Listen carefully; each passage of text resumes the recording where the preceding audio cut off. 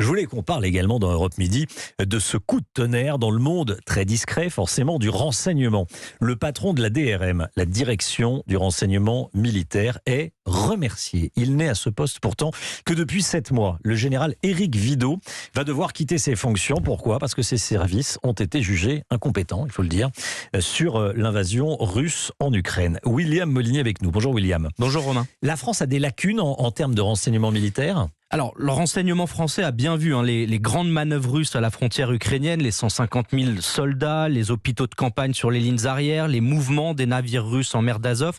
Mais, et contrairement aux Américains, les services français estimaient que Vladimir Poutine n'allait pas envahir l'Ukraine. Une erreur d'analyse qui a créé donc des tensions entre les services de renseignement relevant du ministère de la Défense et de l'Élysée.